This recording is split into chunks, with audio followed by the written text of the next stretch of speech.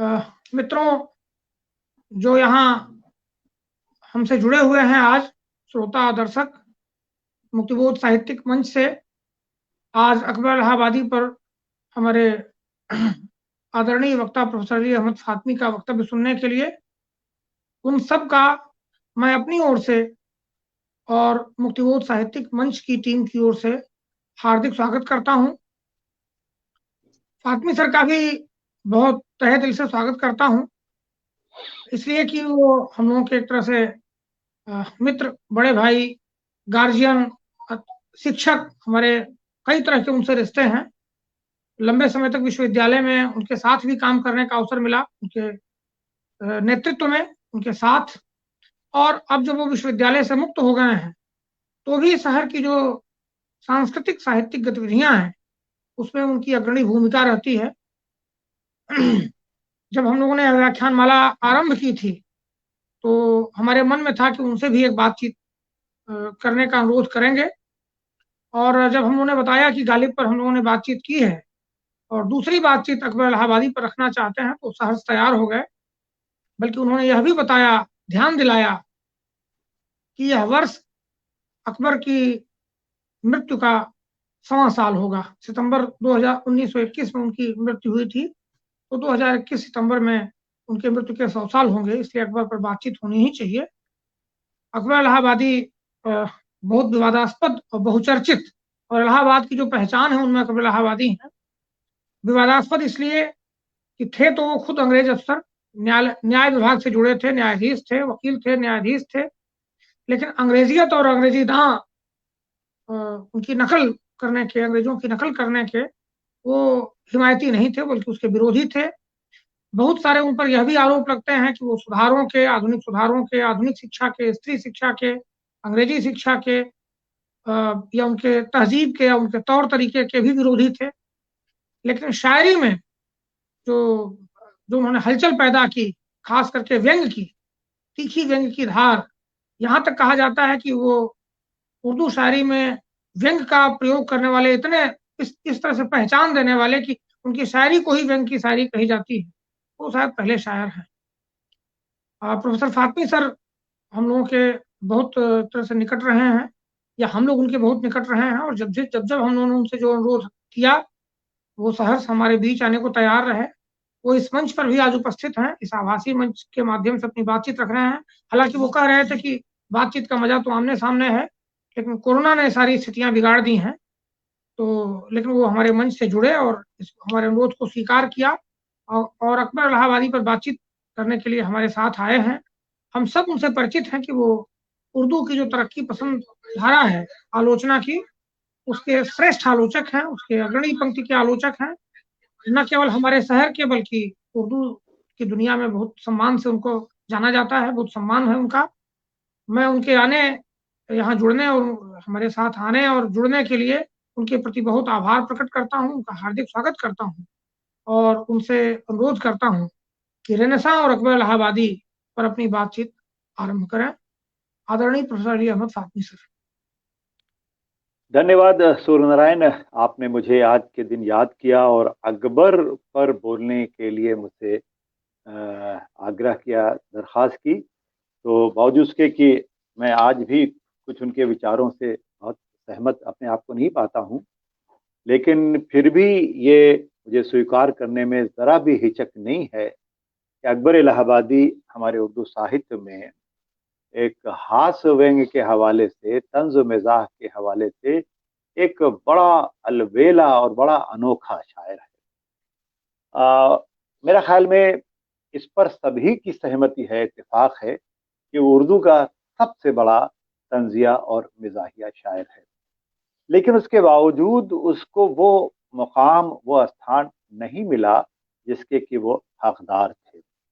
कभी कभी मैं गौर से सोचता हूँ कि क्या स्थान न मिल पाने की वजह सिर्फ उनके वो विचार हैं जिनसे हम अक्सर असहमति जताते हैं, या इसके पीछे उर्दू कल्चर का, उर्दू तहजीब का वो पस मंज़र है, वो पृष्ठभूमि है जिसने अकबर को, क्या अकबर के साथ नज़ीर को और चकबस्त को और دوسرے قومی شاعر یا احتجاجی شاعروں کو وہ مقام نہیں ملا، تو جس کے شکار اکبر بھی ہوئے۔ تو اس کو تھوڑا سا اس کو سمجھتے چلیں، تبھی بات بنے گی کہ ایک ایسا شاعر جو غزل سے شروع کر رہا ہے اور نظم کی طرف جاتا ہے، اور نظم میں بھی خاص وین کی طرف جاتا ہے، وہ کیوں ایسا کیوں ہوتا ہے؟ یہ بات سوچنے کی ہے کہ اردو شاعری کا اصل میں مزاج جو ہے وہ بڑا عاشقانہ رہا، غزلیہ شاعری کا دور عشقیہ شاعری کا مزاج رہا ہے، اور چونکہ رئیسوں اور امیروں اور درباروں کے بیچ میں یہ زبان اور شاعری پلی بڑھی، اس لیے اس نے عشق محبت کے تو بڑے کارنامے انجام دیے، بڑی شاعری پیش کی، میر و غالب و مومن و ذوق سے لے کر اور حسرت و جگر تک ایک لمبی قطار ہے، ایک لمبی شرنکھلا ہے، اور بڑا زبردست سرمایہ ہے۔ فراق نے اپنی کتاب اردو کی عشقیہ شاعری میں بہت صاف طور پہ لکھا ہے کہ عشقیہ شاعری کا جو غیر معمولی سرمایہ اردو میں ملتا ہے، شاید دنیا کے کسی اور زبان میں نہ دکھائی دیتا ہو۔ حالانکہ اس میں مجھے مبالغہ ہے، لیکن بہرحال ان کی ایک رائے تھی۔ تو ہماری اردو شاعری کا جو مزاج، جو خمیر بنا ہے، وہ عشق و محبت کا ہے۔ یہی وجہ ہے کہ میر اور غالب کے درمیان ایک عوامی شاعر نذیر اکبر آبادی ہے، اس کو وہ حیثیت نہیں دی جاتی جو میر کو اور غالب کو ملتی ہے۔ غالب کے دوست مصطفیٰ نواب علی خاں شیفتہ نے ایک تذکرہ بھی لکھا، اس میں نذیر کا ذکر نہیں کیا۔ تو لوگوں نے اسے پوچھا کہ آپ نے نذیر کا ذکر کیوں نہیں کیا؟ ان کا تو بازارو شاعر ہے۔ تو یہ عالم تھا کہ ہم نے ان کو اسی طرح سے ہم نے سودا کے شہر آشوب کو وہ جگہ نہیں دی، میر حسن کی مثنویوں کو وہ جگہ نہیں دی، حتیٰ کہ میر انیس کی رزمیہ شاعری کے ساتھ بھی کم و بیش یہی سلوک کیا، اور یہی کہتے رہے کہ مرثیہ تو وہ کہتا ہے جو بگڑا ہوا شاعر، یعنی بگڑا شاعر مرثیہ گو۔ ہم نے جعفر زٹلی کو نظر انداز کیا، غرض کہ ہم نے ایپک پوئٹری اور فوک پوئٹری، پوٹس پوئٹری، یہ سب نظر انداز ہوتی چلی گئیں۔ یہی وجہ ہے کہ اکبر کی ہاس وینگ کی شاعری بھی وہ سب جگہ نہیں بنا پائی، کیونکہ ہم اس کے عادی نہیں تھے۔ اور ہاس وینگ کے بارے میں تو یہ بھی کہا جاتا ہے کہ یہ بہت ہی چھڑک ہوتی ہے، لمحاتی ہوتی ہے، اور اس کا کوئی بہت زیادہ اس میں گہرائی گہرائی نہیں ہوتی۔ اب یہ بحث کی جا سکتی ہے کہ ہوتی ہے کہ نہیں ہوتی۔ بہرحال اکبر کے ساتھ بھی یہی رہا۔ تو ایک بات تو یہ سمجھنے کی ہے کہ اکبر کو مقام نہیں ملا تو اس کے پیچھے ہماری اردو کی شعری روایت کیا رہی ہے، پوئٹک ٹریڈیشن کیا رہی ہے، اور اس میں اکبر کہاں کیسے فٹ ہوتے ہیں۔ خود اکبر کے بھی حالات اگر آپ پڑھیے تو اکبر کے بھی، ان کی زندگی کے حالات بھی اگر آپ پڑھیے تو آپ کو دیکھیے کہ 1846 میں الہ آباد سے 10-12 کلومیٹر کے فاصلے پر ایک تحصیل بارہ ہے، وہاں یہ پیدا ہوتے ہیں۔ گھر میں صوفیانہ غزلیہ شاعری کی روایت رہتی ہے، اور اسی طرح سے وہ اپنے گھر، ان کے والد سید تفضل حسین صاحب بڑے پڑھے لکھے آدمی تھے اور تھوڑی انگریزی تعلیم کے بھی حمایتی تھے، اور وہ انہوں نے گھر میں اردو، عربی، فارسی کے ساتھ ساتھ انگریزی کا بھی، اور اسی انگریزی کے تحت اکبر نے بھی انگریزی پڑھی آگے چل کر، لیکن شاعری کے سطح پر وہی رنگ پرانا تھا جو میر کا تھا، جو درد کا تھا، جو غالب کا تھا، اور انہوں نے وہیں سے شروعات بھی کی۔ خود ان کے جو استاد تھے وحید الہ آبادی، جو یہاں کڑا مانک پور کے بڑے مشہور شاعر تھے، اور ان کے شاگرد یہ ہوئے، اور وہیں پر انہی سے جو اصلاح لی۔ اب آپ کو یاد ہوگا وحید بڑے استاد شاعر مانے آتے تھے، ان کے دو شعر تو بہت ہی مشہور ہوئے کہ میں نے جب وادی غربت میں قدم رکھا تھا، دور تک یاد وطن آئی تھی سمجھانے کو، اے دل تجھے رونا ہے تو جی کھول کے رو لے، دنیا سے بڑھ کر کوئی نہ ویرانہ ملے گا۔ اب دیکھیں ایک تصوف کی پوری روایت، جی کھول کر رونا اور دنیا کو ویرانہ سمجھنا۔ تو وحید جو اکبر کے استاد تھے، وہ آتش کے شاگرد تھے، جو لکھنؤ کے بہت بڑے ریپرزنٹیٹیو پوئٹ ہیں، اور اکبر کو استاد وحید ملے جس پہ بڑا فخر بھی کرتے تھے۔ ایک شعر میں انہوں نے کہا کہ استادیہ وحید میں جس کو کلام ہو، تیار اس سے بحث کو اکبر ہے آج کل۔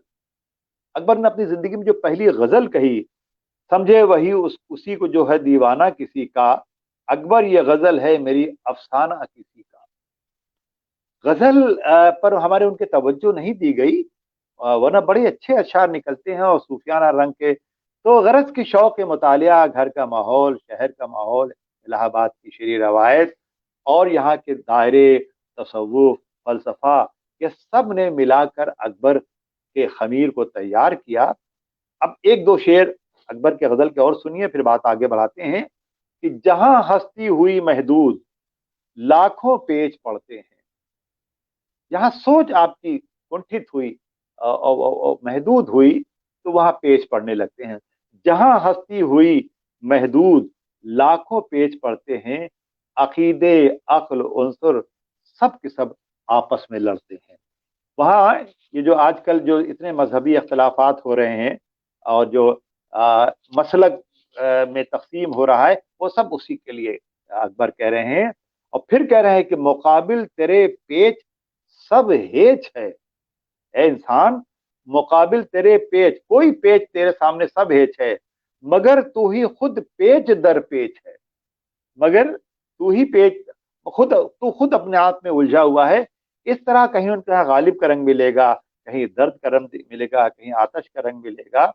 اور غزل میں اچھا خاصا سرمایہ انہوں نے چھوڑا ہے، لیکن اب یہی ہے کہ بس غزل پر ذرا باتیں کم ہوئیں، ان کی طنزیہ اور مزاحیہ شاعری، اور ہمیں بھی اسی پر بات چیت کرنی ہے، اس لیے کہ جب ان کے والد نے انگریزی پڑھائی، ابھی تک دیکھیں وہ تصوف اور مشرقی روایت کے ہی قریب تھے، لیکن ان کے والد نے ان کو انگریزی پڑھائی، اور اس کے بعد وہ کچہری میں ملازمت ہوئے، یہاں ملازم ہوئے، چھوٹے چھوٹے ملازمت سے انہوں نے اپنا سلسلہ شروع کیا، اور پھر اس طرح سے عدالت تک پہنچے، وکیل ہوئے، منصف ہوئے، اور ہائی کورٹ کے جج کے عہدے پر بھی ان کا نام چلا، لیکن آنکھ کی کمزوری کی وجہ سے انہوں نے وہاں سے قبل از وقت استعفیٰ دے دیا اور چلے۔ غرض کہ وہ عدالت، وکیل، وکالت اور انگریزیت اس سب کے قریب آئے تو ان کے سامنے زندگی کا ایک دوسرا رخ آیا سامنے۔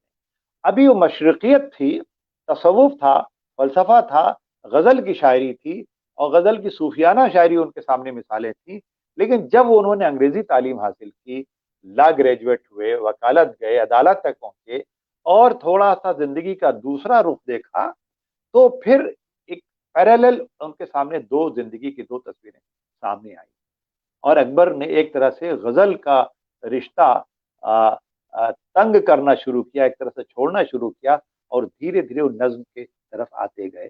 کئی نقادوں نے لکھا ہے کہ یہ بتا پانا بڑا مشکل ہے کہ اچانک غزل کو چھوڑ کر وہ نظم کی طرف کیوں آئے۔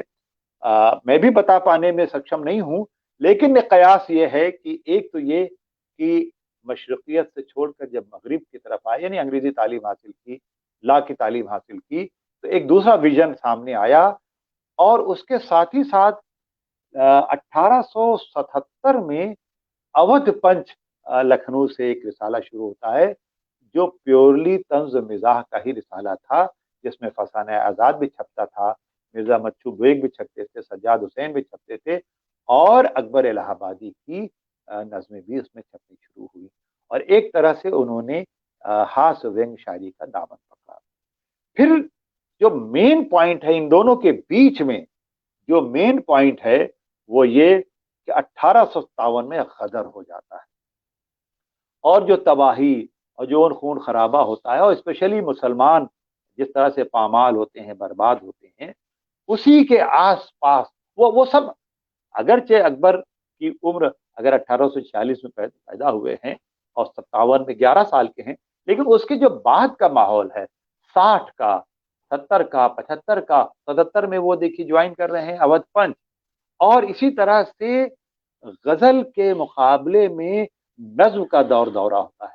انجمن اسلام میں حالی نے، شبلی نے، آزاد نے یہ ایک نظم کی حمایت کر رہے تھے، ادھر وہ خود بھی نظم کہنا چاہ رہے تھے، اور ادھر ان کو حالی اور آزاد کی، اچھا آزاد کی نظمیں ہٹ ہو رہی تھی، حالی کے مسدس مد و جز اسلام ہو رہی تھی، चुप की दात, बेवा की मुनाजात, हुब्बे वतन, इन सब नज़मों ने एक तरह से तख्ता ही उलट दिया और पहली बार उर्दू शायरी में महबूब के बजाय माँ, बहन और बेटी आने लगी। खुद अली ने कहा, है माओ बहनों बेटियों, दुनिया की इज्जत तुमसे है, जीनत तुमसे है। यानी माँ आ गई, बहन आ गई, और इसी तरह से बेटियां आ गई। आप देखिए, यही असर प्रेमचंद आके लेके चलते हैं और बड़े घर की बेटी जैसी कहानी लिखते हैं, ताई और बूढ़ी का कभी किरदार है, लेकिन वो एक अलग बात है। इसके फौरन 12 एक उर्दू शायरी की नई धाराएं मिलने लगती हैं, वतन की शायरी आ, होने लगती है चकबस के जरिए या और दूसरे शोरा के जरिए। इस्माइल मेरठी ने बच्चों की शायरी की तरफ रुख किया। सुरूर जहानाबादी और चकबस वारा ने कौमी शायरी की तरफ रुख किया। अकबर अवध पंच के का जिक्र तो मैं कर ही चुका हूं, लेकिन अकबर तंज़ुम मिज़ाह की तरफ, गरज की जो एक मरकज़ शायरी है, वो एक इश्क मोहब्बत से फैल कर मुख्तलिफ रास्तों पर चली जाती है और नज्म का दामन फैलता है, फिर फैलता ही चला जाता है, जिसका हाईएस्ट पॉइंट जाके इकबाल है, अल्लामा इकबाल। इसमें शक नहीं कि इकबाल 20वीं सदी के सबसे बड़े शायर हुए, लेकिन उसकी पुश्त पर, उनकी पीठ पर कहीं हाली और अकबर बहरहाल काम कर रहे थे, जिसका एतराफ और एतराफ खुद इकबाल भी करते हैं। अकबर की तकलीद में अब जब मुसलमानों की खून खराबा बहुत हुआ, तो एक 1857 के बाद एक जैसे एक ट्रांजिस्ट पीरियड आया, जिसे हम उर्दू में बहरानी दौर कहते हैं। ये ख्यालात और नजरियात टकराने लगे। एक एक एक एक नजरिया ये आया कि हमें सारी बातें भुलाकर अंग्रेज और अंग्रेजी को पढ़ना और समझना चाहिए। जाहिर है कि जिसकी रहबरी और रहनुमाई सर सैयद कर रहे थे कि अंग्रेजों से दोस्ती और अंग्रेजी का मुतालिया, और अंग्रेजी तहजीब की बात तो नहीं कर रहे थे, लेकिन साइंसी उलूम को पढ़िए, अंग्रेजी पढ़िए, इकोनॉमिक्स पढ़िए, साइंस पढ़िए, टेक्नोलॉजी पढ़िए और दुनिया के साथ आगे बढ़िए। तो एक ख्याल ये आ रहा था 1857 के बाद, जिसको अकबर ने बहुत करीब से देखा, क्योंकि अकबर मशरकियत से भी माला माल थे और अंग्रेजी की तालीम हासिल करके मगरिबियत को भी समझने की कोशिश कर रहे थे।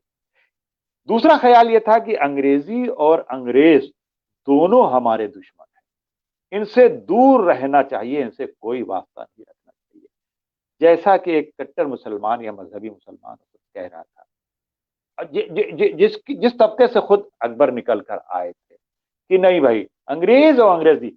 हद ये कि डिप्टी नजीर अहमद साहब इस रुझान के मानने वाले तो नहीं थे, लेकिन जब उन्होंने नॉवेल लिखा, उर्दू का जो पहला नावल कहलाता है मेरा तुलूर है, बना तो नाश है, तो वो तो नसू है, उन्होंने उसको नावल नहीं कहा, जदीद अफसाना कहा, जदीद किस्सा निगारी कहा, इसलिए कि नावल अंग्रेजी लफ्ज। इतनी नफरत फैल गई थी अंग्रेज और अंग्रेजियत से। अंग्रेजी जबान से तो मैं नहीं कह सकता, क्योंकि पढ़ी सब लोगों ने अंग्रेजी पढ़ी, नजीर अहमद ने भी पढ़ी, अकबर ने भी पढ़ी और दूसरे लोगों ने भी पढ़ी, लेकिन अंग्रेजी तहजीब की मुखालफत और अंग्रेज की मुखालफत बड़ी कट्टर हो गई। तो दो ख्याल देखिए आए, एक तो वो था कि हमें सारी बातें भुलाकर अंग्रेज और अंग्रेजी को पढ़ना चाहिए, ये इसको हम रेनेसां कह सकते हैं। एक निशातो सानिया या नव जागरण भी कहते हैं कि नई सोच डेवलप हो रही थी जिंदगी से निपटने के लिए, हालात पर काबू पाने के लिए, तरक्की करने के लिए, जिंदा रहने के लिए, खुशहाल रहने के लिए हमें अब नए नए उलूम पढ़ने चाहिए, नए दौर के क्या तकाजे हैं इनको समझना चाहिए, नया इल्म, नए सब्जेक्ट समझने चाहिए। और इसी के तहत नज्म भी आई, नावल भी आया, अफसाना और ड्रामा भी हमारे यहाँ, और गजल कहीं पस मंजर में चली गई या दूसरी मसनवियाँ पस मंजर में चली गई और दास्तानें पस मंजर में चली गई। आप देखिए कि हमारे यहाँ उर्दू की मसनवियाँ जो गुलजार नसीम और सिरुल बयान है, लंबी लंबी जादुई किस्म की मसनवियाँ हैं, लेकिन वो वो वो सिर्फ तारीख का हिस्सा बन जाती हैं। और 1860 में जो एक मसनवी जहर इश्क कही जाती है, उसमें पहली बार नेचुरल बातें आती हैं, सुपर नेचुरल को नजरअंदाज करके नेचुरल बात आती है। उसमें एक बनिया का लड़की है, लड़का है, आपस में है वही लव स्टोरी, लेकिन एक लिविंग फैक्टर्स के साथ वो सामने आती है। तो एक बदलाव आता है अदब में भी, अब शायरी में भी, गजल बैकग्राउंड में, और थोड़ी बहुत जो गजल रहती भी, खुद अकबर ने भी गजल कही, इकबाल ने भी गजल कही, चकबस ने भी कही, लेकिन ये वो गजलें हैं جو اردو کی ٹریڈیشنل لو پوئٹری سے بہت مختلف ہے. تو یہ ایک رینیساں کا دور آتا ہے. تیسرا طبقہ وہ تھا جو درمیان کا راستہ چاہتا تھا کہ انگریزی پڑھنے کی حد تک تو درست ہے لیکن اپنی مشرقی تہذیب بلا کر قربان کر کے ہمیں مغرب پرستی نہیں کرنی چاہیے. اس تیسرے طبقے کی نمائندگی کسی حد تک اکبر کرتے ہیں کہ وہ انگریزی پڑھتے بھی ہیں, وکالت کرتے بھی ہیں, جج کے عہدے تک پہنچتے بھی ہیں, اپنے بیٹے کو عشرت حسین کو لندن بھیجتے بھی ہیں, لیکن وہ یہ بھی کہتے ہیں کہ ہمیں اپنی مشرقی تہذیب کا دامن نہیں چھوڑنا چاہیے. اکبر چونکہ ایک مذہبی اور صوفیانہ ماحول سے نکل کر آئے تھے اور مشرقی اقدار سے, ایسٹرن ویلو سے انہیں بے حد پیار تھا, اگرچہ وہ یہ بھی سمجھتے تھے کہ اس میں کچھ کمزوریاں بھی ہیں, لیکن انہیں وہ کمزوریاں بھی عزیز تھیں, ان سے لگاؤ تھا کہ ان سے کم انسانی اور روحانی رشتے بنے تو ہوئے ہیں. انسانی رشتے وہ مادیت یعنی بھوتک واد کے مقابلے میں پرگتی واد کو مانتے تو ہیں, لیکن اس میں سے انسان غائب ہو جائے اور مشین آ جائے, اس میں سے ہمارا مشرق غائب ہو جائے اور مغرب آ جائے, ہماری انگریزیت آ جائے اور اردو, ہندی یا ہندوستان کی دوسری بھاشائیں ان کا کلچر غائب ہو جائے, اس کے بہت حق میں نہیں تھے. اسی لیے احتشام صاحب نے کہا کہ اکبر کی شاعری کا واقعات سرسری سپاٹ بیان نہیں بلکہ اکثر واقعات ان کے تصور زندگی سے منسلک ہو کر کسی بڑے خیال کے بنتے ہیں. وہ ایک کشمکش کے شاعر ہیں, جس ماحول سے نکل کر آئے ہیں, اور اس وقت جو اسلامی معاشرہ تھا اس کے اکبر ایک مذہبی معاشرہ, ایک مشرقی معاشرہ, اکبر نے آنکھیں اس میں کھولی. پھر اگلا قدم ان کا مغربی معاشرے کی طرف جاتا ہے جہاں وہ انگریزی پڑھتے ہیں, وکالت کرتے ہیں, منصف اور جج بنتے ہیں. تو کشمکش ظاہر ہے, ایسی سماجی کشمکش کے لیے نظم یا ہاس ونگ جتنی مددگار ہو سکتی تھی غزل نہیں, اس لیے وہ نظم کی طرف آئے. اور جیسا کہ عرض کیا گیا کہ وہ عوامی نظم جسے نذیر اکبر آبادی نے عروج پہ پہنچایا تھا اور جسے اردو شاعروں نقادوں نے معیار پرستی نے ختم کر دیا تھا, لیکن حال ہی نے ان سب کو اثر نو زندہ کیا اور نظم کو شاہراہ پر لے کر آئے. غزل چھوڑ کے سب اکبر نظم کی طرف آ گئے. یہ جو صنف کا جو پلٹاؤ ہے غزل سے نظم کی طرف جو ان کا آنا ہے, وہ یہ یوں ہی نہیں ہے, اس سے اس دور کے انتشار کو, اختلاف کو سمجھنا چاہیے. اکبر خود انگریزی پڑھ رہے ہیں, بیٹے کو انگریزی پڑھا رہے ہیں اور انگریزی سے اور سر سید کی مخالفت بھی کر رہے ہیں. دراصل اکبر کسی فرد یا کیا وہ سر سید کے ایز اے مین و خلاف نہیں ہے, بلکہ انگریزی سیاست کی چال بازی کے خلاف ہے. اور یہ جو ایک معاشیات کا اکنامیکل اور سوشل پولیٹیکل جو ایک سیلاب آ رہا ہے, اور جس میں ان کو یہ لگ رہا ہے کہ مشرق اور مذہب اڑ جائے گا تنکے کی طرح, تو اس سے وہ گھبرا رہے ہیں, اس سے وہ پریشان ہو رہے ہیں. ان کے 2-3 شعر دیکھیے کہ نئی تعلیم سے کیا واسطہ ہے آدمیت کو. نئی تعلیم سے مطلب انگریزی تعلیم, وہ انسانیت اور آدمیت سے اس کا رشتہ نہیں رکھتی. نئی تعلیم سے کیا واسطہ ہے آدمیت کو, جناب ڈارون کو حضرت آدم سے کیا مطلب. اب ڈارون ایک سمبل ہے مغربی تہذیب کا, اور حضرت آدم یعنی منوواد, آدمیت, وہ اشارہ ہے مشرق کی طرف. اب یہ ٹکراؤ دیکھیے, نئی تعلیم سے کیا واسطہ ہے آدمیت کو, جناب ڈارون کو حضرت آدم سے کیا مطلب. انجن آیا نکل گیا زن سے, سن لیا نام آگ پانی کا, بات اتنی اور اس سے یہ تمہار, غل ہے یورپ کی جافشانی کا. علم پورا ہمیں سکھائیں اگر تب کریں شکر مہربانی کا. پہنچنا داد کو مظلوم کی مشکل ہی ہوتا ہے, کبھی قاضی نہیں ملتا کبھی قاتل نہیں ملتا. جو بات بتائی جاتی وہ کیا فقط بازاری ہے, جو عقل سکھائی جاتی ہے وہ کیا ہے فقط سرکاری ہے. پرانی روشنی میں اور نئی میں فرق, یہ شعر سنیے, پرانی روشنی میں اور نئی میں فرق اتنا ہے, انہیں کشتی نہیں ملتی انہیں ساحل نہیں ملتا. غرض کی یہ جو پورا ایک مومنٹ کھڑا ہو گیا تھا, راجہ رام موہن رائے, سر سید کی تحریک, दयानंद सरस्वती, एक रिफॉर्मिस्ट का एक दौर है। तो अकबर उस तरह के रिफॉर्मर तो नहीं है, मगर ये कि वो ये तो चाहते हैं कि दुनिया तरक्की करे और ये करे, वो सब उसके खिलाफ नहीं है। लेकिन उनका कंफ्यूजन ये है, कंफ्यूजन ही कह लीजिए उसे, या उनकी सोच ये है कि पढ़ लेने की हद तक दुरुस्त है, लेकिन अपनी मशरकियत को खोना नहीं चाहिए। आज हो सकता है उस वक्त अकबर के ख्यालात नागवार गुजरे और खुद तरक्की पसंद नकादों ने भी इसकी मुखालफत की। इसी तरह से वो मादियत के खिलाफ थे।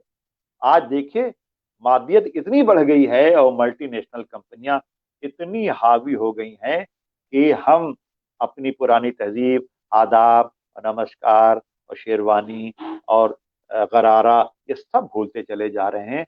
और मगरबी लिबास में, मगरबी खान पान में, मगरबी कंपनियों में, मगरबी इक़्तिसादियात में, मगरबी कल्चर में पूरे तौर पर हम डूब चुके हैं। इसलिए अकबर के जहन को समझने के लिए ये सारी चीजें समझना चाहिए। आप कह सकते हैं कि अकबर के यहाँ कशमकश ज्यादा है, अकबर के यहाँ कंफ्यूजन ज्यादा है, ये मुमकिन है।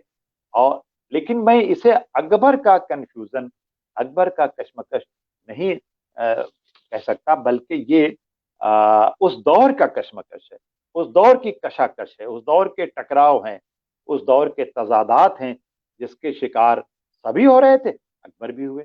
अकबर ने अपनी एक राह निकाली और ये कहा कि अदब की जामियत, पुख्तगी, तहदारी का अंदाजा इससे भी लगाया जा सकता है कि उसमें हिस्से मज़ाह और तंज के कितने रूप हैं। ये आप देखिए, आमतौर पर हम लोग जो ये तंज को बहुत मामूली समझते हैं, लेकिन अकबर ने कभी कहा था कि सर्द था मौसम, हवाएं चल रही थी बर्फबार, शाहिदे मानी ने ओढ़ा है जराफत का लिहाफ।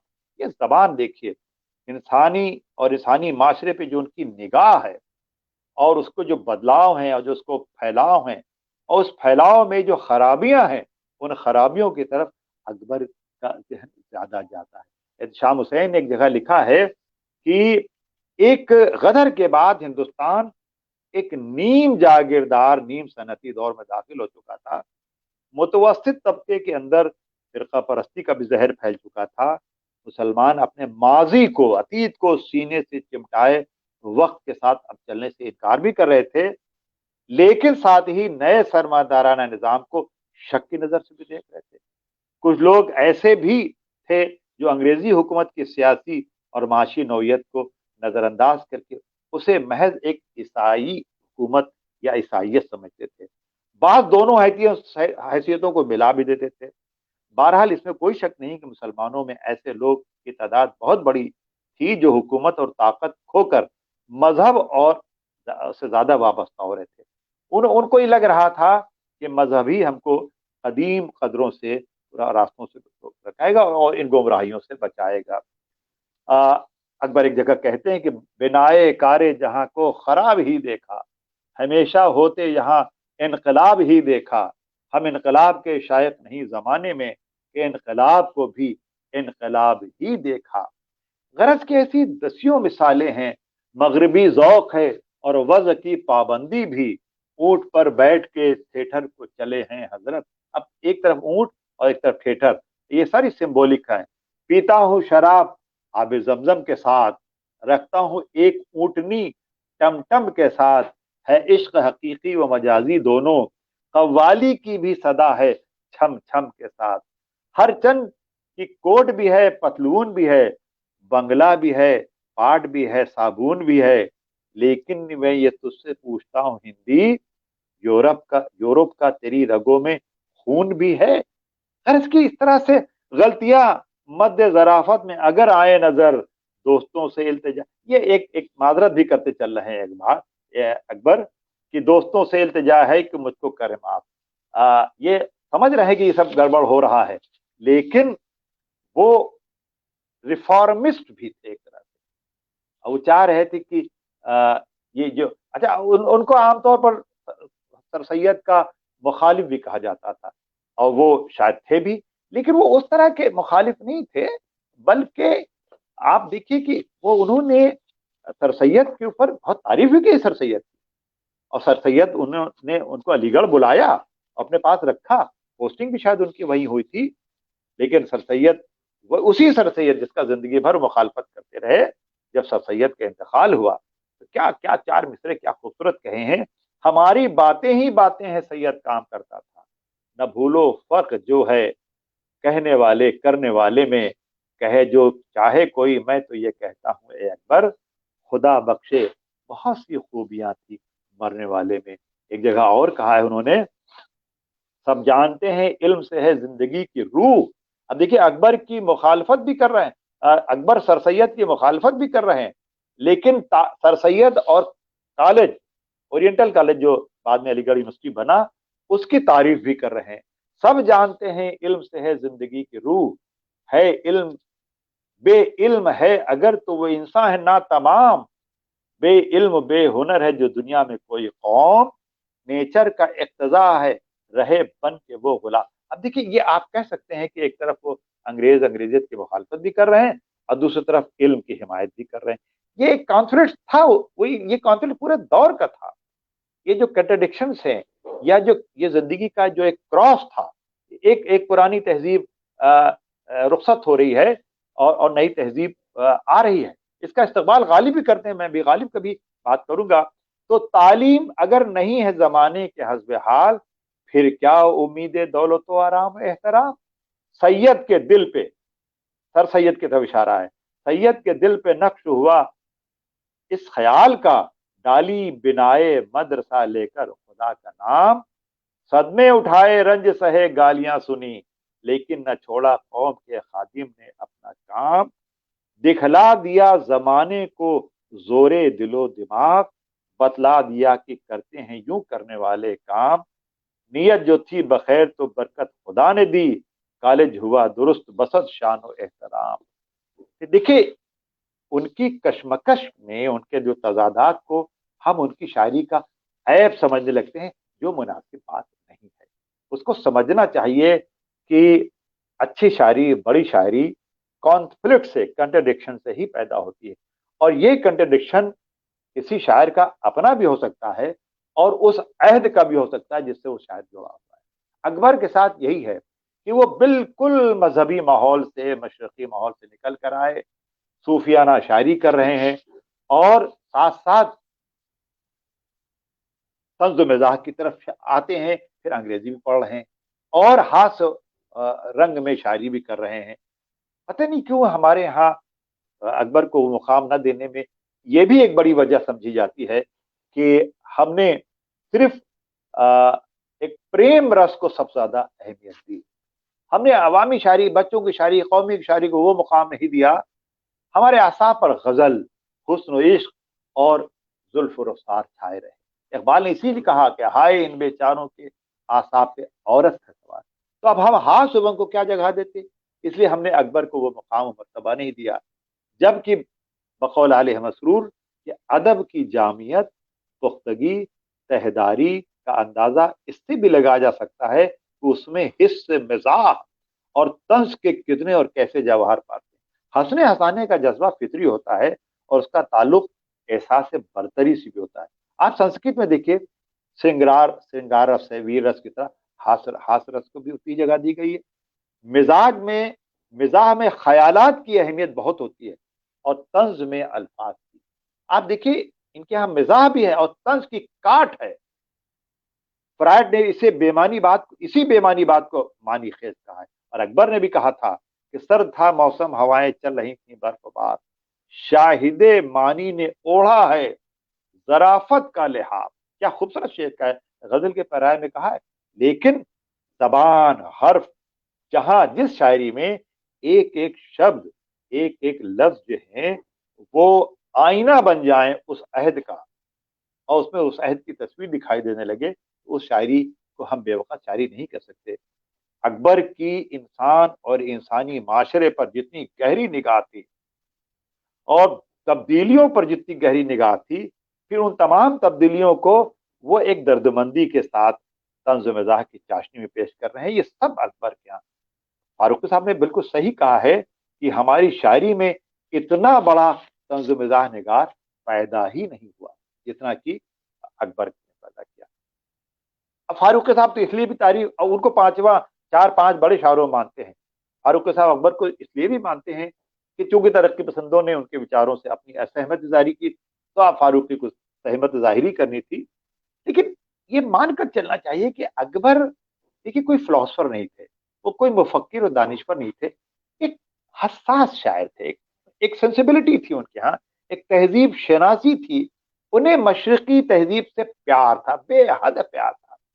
अगरचे उस तहजीब में ऐब भी है और जागीरदाराना अनासिर भी हैं, लेकिन उनमें मशरकियत थी, मोहब्बत थी, अपनापन था, और सबसे बढ़कर हमाओस्त का फलसफा उसमें। हमाओस्त, हम सब हमारे भाई, सब हमारे अपने हैं, सब कुछ खुदा का बनाया हुआ है, फलसफा सब मेरा। ये एक उनके गजलों में भी और कहीं कहीं नज्म में मिलता है। दूसरी बड़ी चीज जो है, मैं आपको बताऊं, जो मैं आले अहमद सुरूर ने एक जगह लिखा है कि तंजिया मिजाहिया शायरी के लिए जो अल्फाज उन्होंने इस्तेमाल किए और अंग्रेजी अल्फाज को जिस तरीके से उन्होंने रदीफ और काफिये में ढाला है, वो बड़ी बेमिसाल। उसकी मिसाल तो मिलती ही नहीं। जैसे हर्फ पढ़ना पड़ा है टाइप का, पानी पीना पड़ा है पाइप का, पेट जलता है आंख आई है। अब आई देखिए, आई अंग्रेजी में आंख ही को कहते हैं। पेट जलता है आंख आई है, शाह एडवर्ड की दुहाई। फारूकी साहब ने इस चौथे मिसरे को लेकर पूरा एक मजमून ही लिखा, शाह एडवर्ड, अकबर की शायरी और शाह एडवर्ड की दुहाई। मजा स्पीच, मजा है स्पीच में, डिनर में, खबर भी छपती है पानियर में, फलक की गर्दिश के साथ ही साथ काम यारों का चला। अब पानियर देखिए, आगे इंजन की के दीन है क्या चीज, आगे इंजन के दीन है क्या चीज, भैंस के आगे बीन है क्या चीज। अभी देखिए कैसा बीन, भैंस, इंजन, अब टाइप, पाइप, और शाह एडवर्ड, आंख आई है, इन सब को, ये बड़े खुरदरे, बड़े पथरीले अल्फाज हैं, और उर्दू बड़ी नर्म नाजुक शायरी रही है। उनको इस तरीके से सजाना और शायरी का हिस्सा बनाना भाई बहुत गैर मामूली था। अकबर का कमाल यही है कि उसने, वो वही आदमी करता है जो जमीनी सच्चाइयों और जमीनी कल्चर से जुड़ा हुआ हो।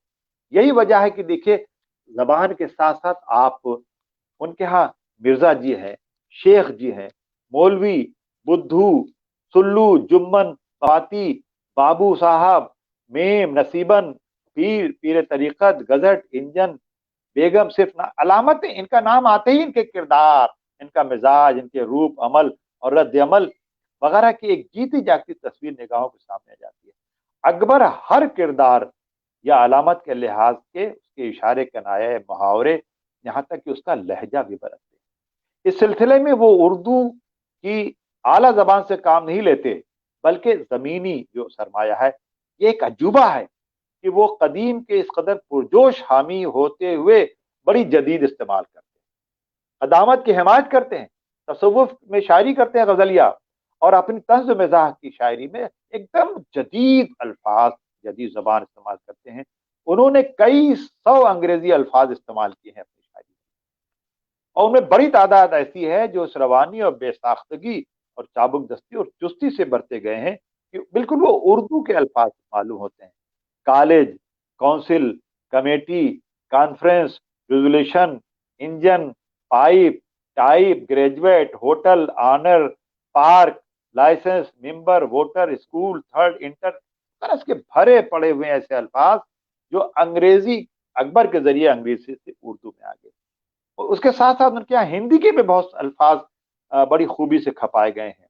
पूरनमाशी, महात्मा, स्वदेशी, धर्म, भोजन, धर्म, हत्या, सेना, पाप, पुण्य, संसार, पुस्तक जैसे कितने ही अल्फाज जो टाट बाहर समझे गए, उर्दू में कभी इस्तेमाल ही नहीं किए गए, अकबर ने उसको, उर्दू को एक बड़ा सरमाया दे दिया।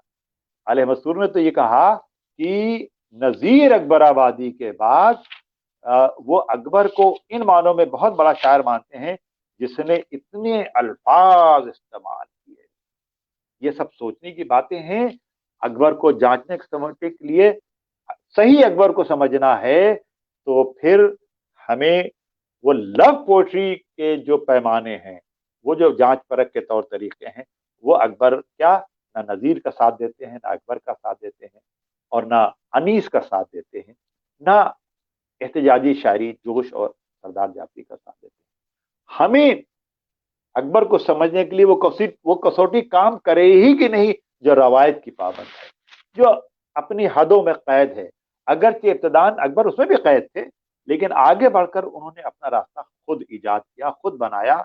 मामूली और भद्दे अल्फाज को इस्तेमाल करके नए नए, सिर्फ इस्तेमाल करना काफी नहीं होता, बल्कि उसमें नए नए मानी देने। इस एतबार से समाजी जो रेनेसा है वो साहित्यिक रेनेसा बदल जाता है। अकबर ने जो मवाद शायरी के लिए इस्तेमाल किया, उसे उर्दू के किसी शायर ने ठीक उसी शक्ल में इस्तेमाल ही नहीं किया। जिंदगी ही के खजाने से तो हर शायर अपने जेब दामन भरता है।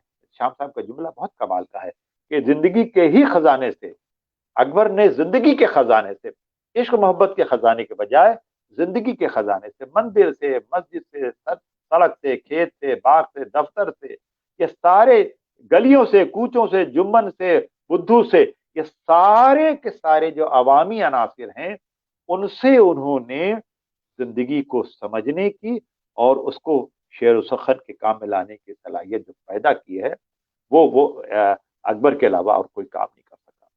मवाद और मौजू के इंतखाब और उसके सांचे ही पर शायरी की कामयाबी और इन्हिसार होता है। एक कंटेंट क्या है, उसका प्रेजेंटेशन क्या है। तनकीद महज जो आलोचना होती है वो सिर्फ जबान और बयान की जांच परख तक नहीं मौजूद रहती, बल्कि उसका कंटेंट क्या है, उसका दौर क्या है, उसकी तहजीब क्या है। जब तक असल ख्यालात और अकायद और नजरियात का इल्म ना हो, शायर के रवायती और हकीकत तस्वुर का तमीज करना मुश्किल होता है। फिर तनकीद किस बात की आप करेंगे? क्या ये कि ये लफ्ज ऐसे इस्तेमाल किया, वो लफ्ज ऐसे इस्तेमाल किया, ये कोई भरपूर तनकीद नहीं है। ये एक जाविया, एक रास्ता तो हो सकता है, लेकिन जब तक बुनियादी तस्वुरात का पता नहीं चलता कि शेर की मानवियत के मुतालिक भी कतई और राय होनी चाहिए। जो चीज शायरी को साहिरी यानी जादू और बेजान लफ्जों को चलती हुई तलवार बनाती है, उसे अल्फाज में नहीं, शायरी के दिल में तलाश करना चाहिए। जो शख्स सरसैयद से इश्क को जो शख्स सरसैयद के इश्क को नजरअंदाज करेगा, मिशन को, वो अकबर को भी नहीं समझ सकता। इसलिए अगर आप अल्फाज में गोरख धंधे में फंसे रहे, तो सरसैयद का क्या मिशन है उसको समझना चाहिए। राजा राम मोहन राय की क्या तहरीक थी उसको समझना पड़ेगा। दया नारायण सरस्वती की क्या तहरीक थी उसको समझना पड़ेगा। अंग्रेज की क्या चालें और होशियारियां थी उसको भी समझना पड़ेगा। मजहबी समाज क्या सोच रहा है इसको समझना पड़ेगा। अंग्रेजी समाज क्या सोच रहा है, और इन दोनों के बीच में खड़े हुए लाखों करोड़ों लोग जो एक ट्रांजिट पीरियड में है, एक रेनेसां के पीरियड में है, एक नव जागरण के कश्मकश में है, वो क्या सोच रहे हैं। ये सारी चीजें जब तक आप नहीं समझ सकते, कि तब तक आप ये नहीं समझ सकते कि अकबर ने गजल का दामन सर करके नज्म को पकड़ा, नज्म का भी दामन खाली और शिबली और आजाद वाला छोड़ के तंज मजाक की तरफ क्यों गए, फिर वो बाकायदा जरीफाना शायरी की तरफ क्यों आए, क्योंकि वो समझ रहे थे कि जो चोट वो करना चाह रहे हैं, जो वार वो करना चाह रहे हैं, और जो दूरगामी परिणाम होने वाले हैं उनकी तरफ खबरदार जो करना चाह रहे हैं, वो कड़वी कसैली शायरी से नहीं हो सकता। उसमें होम्योपैथी की गोली की तरह एक मीठापन, एक रस, एक कैफियत, एक तंज़ मिजाज की शेरियत पैदा किए बगैर नहीं हो सकता। तो इस तरह से ये सब बातें समझने की हैं कि जिस तरीके से पूरी दुनिया में इनकलाबात आ रहे थे, मार्क्सवाद मगरिब में तो आ ही चुका था, धीरे धीरे धीरे धीरे उसकी झोंक, उसकी लपक, उसकी गूंज यहाँ पहुंच रही थी। एक रेनेसां का पीरियड हो रहा था। लोग अपने, देखिए, समाज में जब भी कोई बड़ा हादसा होता है, खून खराबा होता है, तो वो सिर्फ इंसानी समाज को ही नहीं मुतासिर करता, बल्कि इंसानी समाज से जुड़े हुए साहित्य को भी, संस्कृत को भी, आर्ट को भी, कल्चर को भी रिफ्लेक्ट करता है। क्योंकि साहित्य जो है वो समाज का आईना होता है। वर्ड्सवर्थ से किसी ने पूछा कि आपने इतनी खूबसूरत नेचर पोइट्री किस तरह आप कर पाए, कहाँ से आपको तहरीक मिली? तो उसने कहा कि इनकलाब फ्रांस से, फ्रांस में जो इनकलाब हुआ और उसमें जो खून खराबा हुआ, उसने हमको नेचर की तरफ सोच ले जाने और एक नए समाज और एक नए इंसान को देखने के ख्वाब। तो हमारे इन बुजुर्गों ने भी ख्वाब देखा। हिंदुस्तान में भी जो 1857 का हादसा होता है, खून खराबा होता है, लोग फांसी पर चढ़ाए जाते हैं, कत्लेआम होता है, बकौल गालिब कि दिल्ली की गलियां घुटनों घुटनों तक खून से भर गई और गालिब भी उसी का शिकार हुए। और कहा भी उन्होंने कि लिखते रहे जुनू की हिकायात खूचका, हर चंद उसमें हाथ हमारे कलम हुए। वो उस कशमकश को भी जाहिर कर रहे हैं कि काबा मेरे पीछे है, कलीसा मेरे आगे, पहचानता नहीं हूं, चलता हूं थोड़ी दूर हर एक राहबर के साथ, पहचानता नहीं हूं अभी राहबर को मैं। ये गालिब जैसा ज़हीन शायर कह रहा है, जो गालिब ईरानियन कल्चर में डूबा हुआ शायर, जब वो कलकत्ता जाता है, बड़ी मुश्किलों से अपने मुकदमे के लिए, अपने पेंशन के मुकदमे के लिए कलकत्ता जाता है, तो वहां वो देख रहा है कि सड़क बन गई है, बिजली आ गई है, बसें दौड़ रही हैं और छापे खाने आ गए हैं, अखबार पढ़ने को मिल रहा है। तो वो अपने तमाम पुरानेपन को छोड़कर एकदम से एक शेर कहता है कि कलकत्ते का जो जिक्र किया तूने हमनशी, एक तीर मेरे सीने पे मारा क्या, हाय हाय। वो मुकदमा हार जाते हैं लेकिन कलकत्ता उनका दिल जीत लेता है। और फिर इसी सरसैयद से वो कहते हैं कि क्या तुम पुरानी किताबों को लिख रहे हो, मुर्दा परवर्दन मुबारक कार नीस। मुर्दा परवरी जो है वो कोई बहुत अच्छी बात नहीं है, कोई मुबारक काम नहीं है, देखो दुनिया आगे की तरफ जा रही है।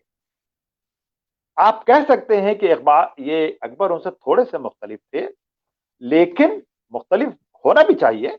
सब कुछ वही रिपीटिशन तो नहीं हो सकता, मुख्तलिफ होना भी चाहिए। और लेकिन अगर अकबर के कलाम को आप उस अहद की कशमकश को, उस अहद के तजाद को, उस अहद के टकराव को, मशरिक और मगरिब के टकराव को, संस्कृत, अरबी, फारसी और अंग्रेजी के टकराव को बहुत करीब से देखेंगे तो आपको उनकी दर्दमंदी का एहसास होगा, उनकी फिक्रमंदी का भी एहसास होगा कि एक शायर जो है वो अपनी पुरानी तहजीब को लुटते देख रहा है और नई तहजीब को आते देख रहा है। वो नई तहजीब का बहुत मुखालिफ नहीं है, वो खुद अंग्रेजी पढ़ रहा है, वकालत कर रहा है, जज के ओहदे तक पहुंच रहा है, अपने बेटे को पढ़ा रहा है, लेकिन वो चाह रहा है कि हिंदुस्तानियत, मशरकियत कहीं ईसाइयत और मगरबियत के तले दब न जाए। अकबर के बारे में कहा जाता है कि उससे बड़ा, इकबाल ने कहा है, इकबाल जैसा आप शायर सोचिए, अल्लामा इकबाल जैसा शायर अकबर के बड़े मोतक़िद थे। और कई वाकयात हैं, मैं इसको यहाँ तफसील में जाना नहीं चाहता। आप उनकी बांगे दरा पढ़ें, बांगे दरा का आखिरी हिस्सा जो तंजिया मज़ाहिया है वो पूरा अकबर के रंग का है। और एक जगह कहा है कि जमाना सैकड़ों साल गर्दिश खाता रहता है, जब आके एक अकबर उसे हाथ आता है। तो इकबाल उनके मोतरिफ और दूसरे शोरा भी उनके मोतरिफ, जोश उनके मोतरिफ। जोश अपने पहले मजमुए को पर अकबर से लिखवाते हैं और दूसरे शोरा से लिखवाते हैं, लखनऊ के गजल को शोरा से कुछ नहीं लिखवाते। और हाली वारा सब, मतलब सब सीनियर जरूर थे लेकिन सब अकबर के बेहद कायल थे। और उनकी अजमत के इख्तलाफ के बावजूद उनकी अजमत, खुद तरक्की पसंद नक्कादों ने, जो शाम साहब का मजमून अकबर का जहन या आले मसरूर की अकबर की मानवियत या और लोगों की, मैं समझता हूँ कि शाम साहब के चंद अच्छे मजामीन में एक मजमून है अकबर का जहन, आले मसूर के चंद अच्छे मजामीन में एक मजमून है अकबर की मानवियत, कि वो सब समझ रहे थे कहाँ क्या हो रहा है, कैसे क्या हो रहा है। इसलिए तेजी से फारूकी साहब जो किसी आसानी से शायर को आसानी से तस्लीम नहीं करते, मीर गालिब के अलावा, अकबर के बारे में कहते हैं कि मैं, मुझसे अगर 5 बड़े शायरों के नाम पूछे जाएं तो इन 4 यानी मीर, गालिब, इकबाल, अनीस के बाद 5वां नाम अकबर का लूंगा। तो अकबर ने जो, वो तो यहां तक कह देते हैं कि अकबर ने जो तंज मिजाज का सरमाया छोड़ा है اس کا مقابلہ دنیا کی ہیومرس پوئٹری کے مقابلے میں کیا جا سکتا ہے. ایسا غیر معمولی کلام اور ایسا. اب آپ دیکھیے کہ گاندھی نامہ جیسی ایک لمبی نظم کہتے ہیں جو ان کے انتقال کے بعد اب شاہ نامہ ختم ہوا، اب دور گاندھی نامہ ہے. یہ بادشاہت ختم ہو رہی ہے. یہ اب گاندھی نامہ کا اب دور آ گیا ہے. گاندھی اس کو بھی آپ پاتے گاندھی کی گوپیوں میں. گاندھی کی گوپیوں میں اکبر اگر مدخول ہے گورنمنٹ نہ ہوتا تو آپ اس کو بھی گاندھی کی گوپیوں. حالانکہ کئی سال کا ساتھ 1921 میں اکبر کا انتقال ہو جاتا ہے. 1915-16 میں گاندھی جی ہندوستان آتے ہیں اور 17 سے وہ ایکٹیو پالیٹکس میں آتے ہیں. 4 سال کی مدت میں وہ گاندھی کی جو فقیری ہے، گاندھی کا جو ادھیاتم ہے، گاندھی کا جو تصوف ہے، وہ اکبر کو بہت اپیل کرتا ہے کیونکہ وہ عام آدمی سے رشتہ رکھتا ہے. عام آدمی سے رشتہ. اکبر عام آدمی کے شاعر تھے اور بہت غریب تھے. انہوں نے کچہری میں نوکری کی، وہاں کی بہت اسٹرگل کر کے آئے تھے. اور جو شاعر اسٹرگل کر کے آئے گا وہ، اور جو اب وچار کچھ بھی ہوں لیکن اس کے ہاں ایک عوامی کلچر، ایک زمینی کلچر اور ایک تہذیبی کلچر آپ کو نظر آئے گا جو اکبر کی شاعری میں بھرا پڑا ہوا ہے. اس لیے دوستو اکبر کو میں سمجھتا ہوں ان کا یہ سال وفات ہے، 100واں سال وفات ہے. اکبر کو اب کی ایک نئی تلاش ہونی چاہیے. اور یہ تلاش صرف اس لیے نہیں کہ کچھ لوگوں نے اکبر کو ترقی پسندی کا یا ترقی کا تبدیلی کا مخالف جانا، کچھ لوگوں نے صرف ان کو سر سید کا مخالف جانا، کچھ لوگوں نے ان کو مشرقیت کا ہی علم بردار کہا. کافی الزامات لگتے رہے اور اکبر پر ڈھنگ کا کام نہیں ہوا ہے. فاروقی صاحب نے ان کے دیوان کو، کلیات کو ترتیب دیا. 5 مضامین شمس الرحمان فاروقی نے لکھے ہیں اور بہت اچھے مضامین ہیں. آپ ان سے اختلاف کر سکتے ہیں لیکن اس میں کوئی شک نہیں کہ وہ بہت اچھے مضامین ہیں. ہمارے ترقی پسند نقادوں نے بھی لکھے ہیں لیکن اختلاف کے ساتھ لکھے ہیں. اختلاف اور اتفاق، سہمت اور اسہمتی ساحت میں چلتی رہتی ہے اور چلتی رہنی چاہیے. لیکن اب وقت آ گیا ہے ان کے 100 سال وفات پر کہ اکبر کو ہم ایک ری ڈسکور کریں، پوئٹک کی سطح پر بھی اور ان کی آئیڈیولوجی کی سطح پر بھی، اور لیریکل جو ایک اور ہاس وینگ کی شاعری کے جو اپنے پوئٹکس ہوتی ہے، اس کے جو پیمانے ہوتے ہیں، اس کی سطح پر بھی ان کو ہم جانچیں پرکھیں. اور میں اکبر کو ان 4 مصروں کے ساتھ ان کو ٹریبیوٹ بھی پیش کرتا ہوں، شردھانجلی پیش کرتا ہوں کہ تیرے کلام میں تھی گدگدی بھی آنسو بھی، تیرے کلام میں تھی گدگدی بھی آنسو بھی، کبھی وطن کو ہنسایا کبھی اداس کیا، سخن کے ساز میں وہ درد بھر دیا تو نے، وطن کو اپنے ترانوں سے خود شناس کیا. خود شناسی، یہ جس کو بعد میں اکبر نے خودی کا نام دیا، یعنی ایک سیلف ریسپیکٹ، ایک آتم سمان جو ہم کھوتے چلے جا رہے تھے انگریزیت کے چکر میں. اکبر کا اگر صرف یہی ایک پوائنٹ لے لیا جائے کہ خود شناس کیا، یعنی اپنے آپ کو پہچاننے کی طرف متوجہ کیا کہ دیکھو ہزاروں سال میں تم یہ ہو، تم یہ ہو، تم یہ ہو، اور مغربی تہذیب و انگریزی تہذیب میں بہتے چلے جا رہے ہو.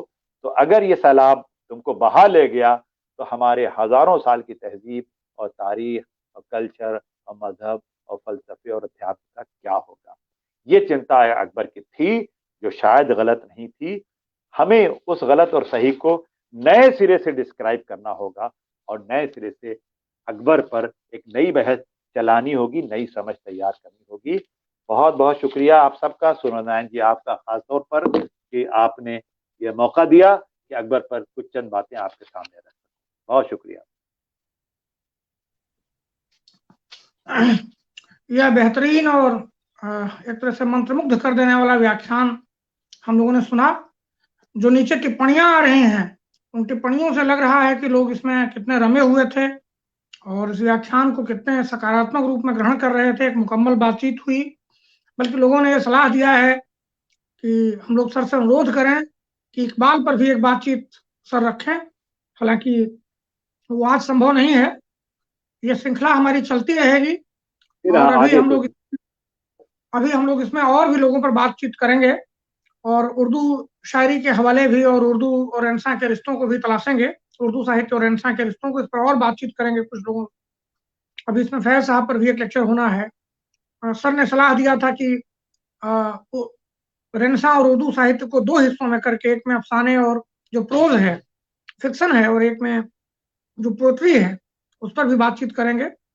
تو ابھی جگہ جگہ دوسرے سندربھ آئیں گے، ہم لوگ سر کا پھر اپیوگ کریں گے، سر کو پھر ان سے پھر انوروھ کریں گے، ان کو پھر بلائیں گے. اور یہاں جو لوگ اپستھت تھے، سوال تو کوئی نہیں دکھ رہا ہے، ٹپڑیاں بہت پرشنسا پرک ٹپڑیاں ہیں، بہت سارتھک ٹپڑیاں ہیں، سر کی بات چیت کی بہت تعریف ہے. اس سے لگتا ہے کہ ہماری محنت سارتھک ہوئی، ہم نے صحیح وقتہ کا، صحیح وشے کا، بات چیت کرنے والے کا جو چناؤ کیا، اس سے لوگ خوش ہیں. وہ بہت لوگوں کو سارتھک لگا، بہت رچناتمک لگا. میں یہاں اپستھت آپ سبھی کی اور سے، اپنے منچ کی اور سے، اپنے سبھی ساتھیوں کی اور سے، اور نجی طور پر اپنی اور سے بھی اس ویاخیان کے لیے، ہم سے جڑنے کے لیے، ہمارا نمنترن سویکار کرنے کے لیے، اور اتنی سارتھک، اتنی گمبھیر بات چیت کرنے کے لیے میں بہت ہی آبھار پرکٹ کرتا ہوں، دھنیواد پرکٹ کرتا ہوں. حالانکہ یہ اوپچارکتا ہے، سر پر ہم لوگوں کا پورا ادھیکار ہے، اور ہم لوگ جب بلاتے ہیں سر آ ہی جاتے ہیں. لیکن پھر بھی آج وہ ہمارے منچ سے گیسٹ بن کے آئے تھے، اتیتھی وکتا بن کے آئے تھے، تو ہمارا فرض بنتا ہے کہ ہم ان کے پرتی آبھار اور دھنیواد کریں. میں اپنی اور سے اور اپنے سبھی ساتھیوں کی اور سے، اور یہاں جو اپستھت سب لوگ ہیں، श्रोता اور درشک، ان سب کی اور سے سر کے پرتی بہت آبھار پرکٹ کرتا ہوں. اور اس بات چیت کو ابھی یہاں ورام دیتا ہوں. پھر جیسی یوجنا بنے گی ہم آپ کو سوچت کریں گے. بہت دھنیواد آپ سبھی کو.